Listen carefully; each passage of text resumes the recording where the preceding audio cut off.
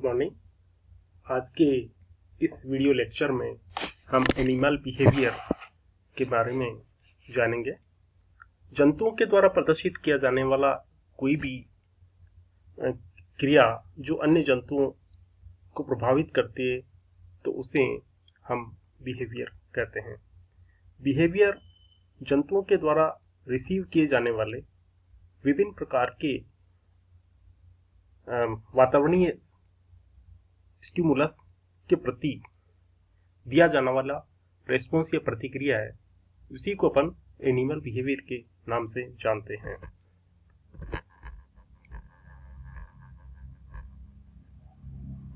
Behaviour जंतुओं में दो प्रकार का बिहेवियर देखा जाता है, इनेट बिहेवियर और लर्न बिहेवियर। इनेट बिहेवियर से मतलब है कि जंतु इस टाइप का व्यवहार जन्मजात गुण की वजह से प्रदर्शित करते हैं, यानी जंतुओं के अंदर इस व्यवहार का नियंत्रण जीन के द्वारा किया जाता है तथा ये व्यवहार एक पीढ़ी से दूसरी पीढ़ी में ट्रांसमिट होता है, स्थानांतरित होता है। जबकि इनेट जो लर्न बिहेवियर है, इसमें जंतु अपने सजातीय सदस्यों को देख करके उनके साथ रह करके बिहेवियर को सीखता है। तो इस आधार पर बिहेवियर दो प्रकार के होते हैं, इनेट बिहेवियर और लर्न बिहेवियर। यदि इनेट बिहेवियर के बारे में बात करें तो इसमें अलग अलग फॉर्म है, जैसे इंस्टिंक्ट बिहेवियर, जिसमें कि जो जैसे जंतुओं के स्तनधारियों के अंदर पाई जाने वाली जो पेरेंटल केयर है, जिसमें कि मेल फीमेल या फीमेल जंतु अपने ऑफ स्प्रिंग यानी कि उनके जो यंग वंस होते हैं, जो बच्चे होते हैं, उनकी केयर करते हैं। तो ये एक टाइप का इंस्टिंक्ट बिहेवियर है जो कि जन्मजात उनके अंदर पाया जाता है। फिक्स एक्शन पैटर्न भी एक प्रकार का इंस्टिंक्टिव बिहेवियर या इनेट बिहेवियर है, जिसके अंदर जंतुओं के द्वारा प्रदर्शित किया जाने वाले व्यवहार का एक प्रारूप या पैटर्न होता है, जिसको फिक्स एक्शन पैटर्न बोलते हैं, जिसमें ये स्टीरियोटाइप का एक पीढ़ी से दूसरी पीढ़ी में ट्रांसफर होता है और इसको जंतु अपने सजातीय सदस्यों से सीखते नहीं है, बल्कि ये उनके जीन्स के द्वारा नियंत्रित किया जाता है। इसी प्रकार से थर्ड जो है वो इम्प्रिंटिंग है। जंतुओं में सीखने की जो क्षमता जो होती है वो उनके जीवन काल के कुछ भाग में ही, जिसे क्रिटिकल पीरियड बोलते हैं, उसके अंदर किसी वस्तु या किसी व्यवहार को सीखने की जो सुग्राह्यता है उस एज के अंदर अधिकतम होती है। उस एज के अंदर सीखा गया व्यवहार उनके जीवन पर्यंत काम में आता है। इसी को अपन इम्प्रिंटिंग बोलते हैं।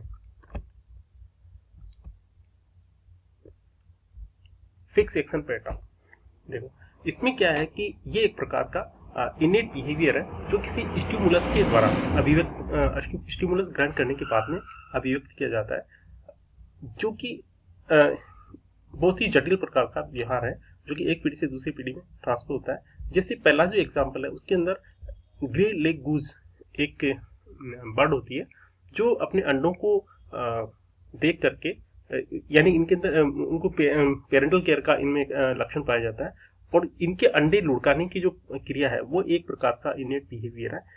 ये हमेशा उन अंडों को एक स्थान से दूसरे स्थान पर ट्रांसफर करने का जो बिहेवियर प्रदर्शित करती है वो किसी अन्य जंतु के साथ में सीखा नहीं जाता है, जबकि उनके अंदर इनेट होता है। इसी तरीके से स्टिकल बेकफिश एक समुद्र में पाई जाने वाली एक मछली है, जिसके द्वारा टेरिटोरियल बिहेवियर प्रदर्शित किया जाता है। इसमें क्या होता है कि इनके जनन काल में जो मेल जो होता है, इसकी जो बेली जो होती है वो बिल्कुल रेड हो जाती है, और ये मेल अपने टेरिटरी के अंदर अन्य मेल के जो है प्रवेश को रोकता है। तो इसमें क्या होता है कि जो रेड बेली वाले अन्य जो मेल है जो कि उसके टेरिटरी में आते हैं, ये उनके ऊपर अटैक करता है।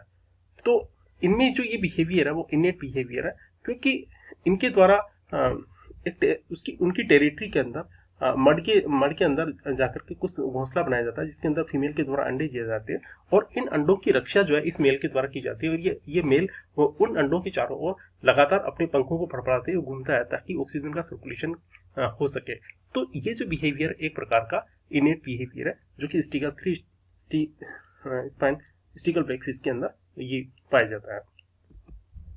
इम्प्रिंटिंग प्रिकोशियल बर्ड्स के अंदर पाई जाती है। प्रिकोशियल बर्ड्स ऐसे होते हैं कि जब अंडों से बाहर निकलते हैं तो जिस भी ऑब्जेक्ट को ये चलते हुए देखते हैं उसके पीछे पीछे इनका गमन होना शुरू हो जाता है। तो ये जो उस समय ये उस चीज को सीखते हैं या उसको उस जो बिहेवियर है उसको अपन इम्प्रिंटिंग बोलते हैं, और ये क्रिटिकल पीरियड में इनके सीखने की ग्राह्यता है जो होती है वो सर्वाधिक होती है। तो इसका अगर एग्जाम्पल है तो जैसे प्रिकोशियल बर्ड, जैसे ये अंडे देने वाले बर्ड जिनके अंदर बतख वगैरह जो होते हैं, बतख के अंडों से हेच होने के बाद में ये जो इनके बतख के बच्चे हैं जिस रनिंग ऑब्जेक्ट को या जो मूविंग ऑब्जेक्ट होता है उसको देखते हैं, उसको पीछे पीछे चलना शुरू कर देते हैं। इसको अपन इम्प्रिंटिंग कहते हैं। ऐसा नहीं है कि सारे जो जंतु है वो जन्मजात उनके अंदर बिहेवियर पाए जाते हो। जंतु के द्वारा कुछ बिहेवियर ऐसे होते हैं जो उनके सजातीय सदस्यों के साथ में रह करके सीखा जाता है, उसे अपन लर्न बिहेवियर के नाम से जानते हैं। लर्न बिहेवियर 4 प्रकार के: associative learning, habituation, observational learning और इनसाइट। देखो सबसे पहले देखते हैं अपन एसोसिएटेड लर्निंग, यानी कि किसी घटना को किसी दूसरी वस्तु के साथ में अटैच करके उसको याद करना जो है वो क्या कहलाता है, एसोसिएटेड लर्निंग कहलाती है। एसोसिएटेड लर्निंग में क्लासिकल कंडीशन, ऑपरेंट कंडीशन और स्पेशल कंडीशंस को शामिल किया है। क्लासिकल कंडीशन में एल जो पावलो जो है उसका एक्सपेरिमेंट बहुत फेमस एक्सपेरिमेंट है, जिसमें उसने कुत्ते के जो मुंह के अंदर लार्व का सराउंडिंग जो मात्रा का मापन करके इस कंडीशन क्लासिकल कंडीशनिंग को बताया। इसके अंदर क्या है कि एक डॉग जो होता है उसको एक घंटी के साथ में पहले घंटी बजाए थे, उसके बाद में भोजन दिया जाता है, तो और उसकी लार के उसके मुख में स्रावित होने वाली लार का मापन किया जाता है। तो घंटी बजाना जो है वो इसके एक स्टिमुलस होता है जो कि इनके अंदर लार के श्रवण को प्रेरित करता है।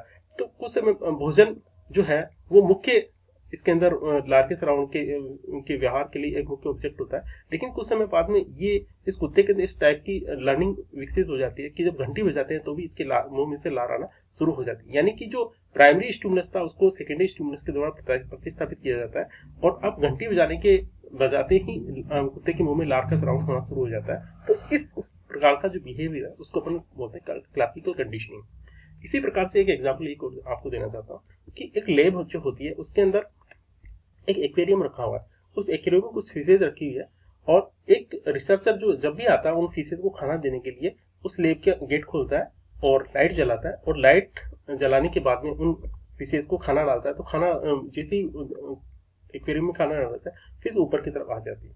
तो कुछ समय बाद वो रिसर्चर है वो देखता है कि लाइट जैसे ही जलती है, चाहे आप खाना डालो चाहे मत डालो, फिशेज जो है ऊपर आ जाती है। इसका मतलब ये एक प्रकार का क्लासिकल कंडीशनिंग है, जो कि पहले जो मेन जो स्टिमुलस था, प्राइमरी स्टिमुलस था, उसको सेकेंडरी स्टिमुलस के द्वारा प्रतिस्थापित किया जाता है। इस प्रकार का जो व्यवहार है उसको अपन क्लासिकल कंडीशनिंग के नाम से जानते हैं।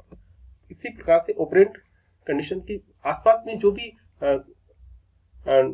जो सामान पड़ा हुआ या उसके एक्सपीरियंस के परिणाम स्वरूप जो कोई वस्तु को देखकर अनुभव करके सीखता है तो उसको ऑपरेंट लर्निंग बोलते हैं। जिसके अंदर के लीवर दबा करके एक बिल्ली जो है वो खाना प्राप्त करती है, एक प्रकार का ऑपरेंट लर्निंग के अंदर शामिल किया जाता है।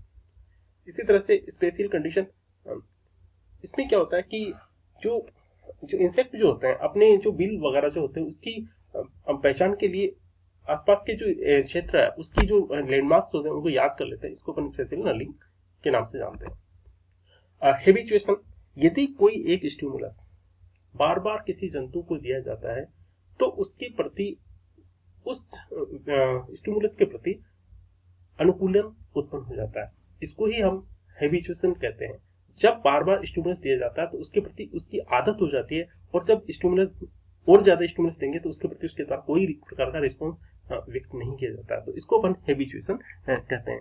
जैसे कि एक क्लास चल रही है और उसके बाहर घंटी बजने पर बच्चे अलर्ट हो जाते हैं, लेकिन अगर बार बार घंटी बजाई जाए तो बच्चों के द्वारा कोई रिस्पॉन्स उसके द्वारा नहीं आ जाता। तो इसको हैबिचुएशन कहते हैं। इसी प्रकार से एक मकड़ी है जिसका जाला है, उसको अगर अपन पेन से बार बार टच करेंगे तो फर्स्ट टाइम जब पेन से उसको टच करेंगे तो मकड़ी इधर उधर भागती हुई जाले को इधर उधर भागती हुई नजर आती है। लेकिन अगर बार बार अपन उस पेन से उस मकड़ी के जाले को टच करेंगे तो एक स्थिति ऐसी आएगी कि मकड़ी के द्वारा किसी भी प्रकार का रिस्पॉन्स नहीं दिया जाएगा। तो ये जो बिहेवियर मकड़ी के द्वारा प्रदर्शित किया जाता है उसको हैबिचुएशन कहते हैं। इसी प्रकार ऑब्जर्वेशनल लर्निंग कि इसमें जो जंतु अपने किसी प्रीवियस एक्सपीरियंस को काम में लेकर के जो है उसको व्यवहार को प्रदर्शित करता है, तो इसको ऑब्जर्वेशनल लर्निंग बोलते हैं। जब इनसाइट लर्निंग, जब एनिमल को बिल्कुल ही अलग प्रकार के सिचुएशन में रखा जाए, टोटली न्यू सिचुएशन के अंदर रखा जाए, तो अपने एक्सपीरियंस, पहले के एक्सपीरियंस को काम में लेते हुए वह किसी ऑब्जेक्ट को पूरा करता है, किसी कार्य को, टास्क को पूरा करता है, तो इस प्रकार के इसको इनसाइट लर्निंग बोलते हैं। मोटे रूप से देखें तो बिहेवियर, दो प्रकार का बिहेवियर जंतुओं के द्वारा प्रदर्शित किया जाता है, इनेट बिहेवियर और लर्न बिहेवियर। इनेट बिहेवियर के अंदर इंस्टिंक्ट बिहेवियर, इम्प्रिंटिंग और एफएबी, फिक्स एक्शन पैटर्न को शामिल किया गया, जबकि लर्न बिहेवियर में habituation, observation learning, insight learning, associated learning. Associated learning 3 प्रकार की होती है, क्लासिकल कंडीशन, ऑपरेट कंडीशन और स्पेशल कंडीशन। इसी प्रकार जंतु जो है एक स्थान से दूसरे स्थान पर गति न करके किसी एक ही स्थान पर अपने अंगों को का मूवमेंट जो है वो काइनेसिस कहलाता है, जबकि टैक्सिस के अंदर किसी बाह्य कारक की वजह से जंतु एक स्थान से दूसरे स्थान पर चल देते हैं या अपने अंगों की गति को शो करते हैं, तो उसको टैक्सिस कहते हैं। फोटोटैक्सिस के अंदर लाइट जो है और की तरफ जंतु का गमन करते हैं, तथा कीमोटैक्सिस के अंदर किसी केमिकल के प्रति जंतु आकर्षित होते हैं, तो इसको अपन टैक्सिस, फोटोटैक्सिस, कीमोटैक्सिस के नाम से जानते हैं। माइग्रेशन में जो जंतु है वो अपने एक स्थान से दूसरे स्थान पर भोजन, जनन या सुरक्षा के लिए चले जाते हैं, और जब एनवायरमेंटल कंडीशंस फेवरेबल हो जाती है, एडवर्स कंडीशन खत्म हो जाती है, तो वो पुनः अपने निश्चित जो मूल स्थान है उनकी तरफ लौट आते हैं। तो इस प्रकार का जो जंतुओं का गमन है उसको अपन माइग्रेशन बोलते हैं। जैसे वेल है, बर्ड है, इंसेक्ट है, बेट है, इनके द्वारा माइग्रेशन जो है प्रदर्शित किया जाता है। माइग्रेटरी बर्ड्स बहुत सारे अपन देखते हैं जिनके अंदर ये, जैसे ऑस्ट्रेलिया है, इधर से भी अपने राजस्थान के अंदर कई बहुत सारे माइग्रेटरी बर्ड्स आते हैं। एनिमल कम्युनिकेशन का मतलब ये होता है कि सूचनाओं का आदान प्रदान जंतु के जब जिस माध्यम से किया जाता है उस पूरी जो प्रक्रिया है उसको अपन कम्युनिकेशन बोलते हैं। कम्युनिकेशन के अंदर केमिकल, विजुअल, ऑडिटरी और टेक्टाइल, यानी कि किसी रासायनिक जो पदार्थ जब कम्युनिकेशन में इन्वॉल्व होता है तो उसको अपन केमिकल कम्युनिकेशन बोलते हैं। जिससे फिरोमोन्स एक विशेष प्रकार की जंतु की द्वारा स्रावित किए जाने वाले पदार्थ होते हैं जो कि सजातीय सदस्यों को प्रभावित करते हैं। तो एक ये सूचना किसी फिरोमोन्स जो कि केमिकल है जिसके द्वारा कम्युनिकेट की जाती है, तो इसको अपन केमिकल कम्युनिकेशन बोलते हैं। विजुअल कम्युनिकेशन के किसी कोई दृश्य को देख करके और किसी बॉडी पोस्चर को देख करके सूचना जब संप्रेषित की जाती है तो उसको विजुअल बोलते हैं। ओडीटी के अंदर किसी आवाज को उत्पन्न करके और साउंड कोड्स है उनको बोल करके सूचनाएं संप्रेषित, टेक्टाइल के अंदर टचिंग के द्वारा सूचनाएं संप्रेषित की जाती है। तो ये एक प्रकार का बिहेवियर है जो एनिमल कम्युनिकेशन के नाम से इंक्लूड किया जाता है। फोरेंजिंग बिहेवियर के अंदर जंतु अपना फीडिंग बिहेवियर शो करता है, उसके अंदर ग्रुप के रूप अंदर फ्लॉक्स के रूप में, स्कूल्स के रूप में ये एक स्थान से दूसरे स्थान पर माइग्रेट होता है भोजन के साथ में। तो इस प्रकार के जो बिहेवियर है उसको अपन फोरेजिंग बिहेवियर के नाम से जानते हैं। इसी तरह के सोशल बिहेवियर, बहुत सारे एनिमल्स हैं वो सोशल है, बहुत सारे जो इन्वर्टिब्रेट्स है वो भी सोशल बिहेवियर शो करते हैं, जैसे इंसेक्ट वगैरह, दीमक वगैरह सोशल बिहेवियर को शो करते हैं, जिसके अंदर ये अलग उसके सोशल, किसी भी जंतु के सोशल होने के लिए बहुत सारे उसके अंदर कैरेक्टर्स है वो पाए जाते हैं। जैसे डोमिनेंस हायरार्की, इसके अंदर बहुत सारे जंतु होते हैं, इनमें से कुछ जंतु जो है रिसोर्सेज फीमेल्स पे अपना आधिपत्य रखते हैं, उसको उनकी जो हायरार्की जो होती है उनके भोजन के लिए, सेक्स के लिए या और किसी के, तो इसको अपन डोमिनेंस हायरार्की बोलते हैं। टेरिटोरियलिटी, इसके अंदर ये अपने फूड और मेटिंग के लिए एक एरिया को फिक्स कर देते हैं। एल्ट्रुइज्म के अंदर अपने ही सजातीय सदस्यों को बचाने के लिए अपने स्वयं का जीवन का त्याग कर देते हैं, इसको एल्ट्रुइज्म बिहेवियर कहते हैं।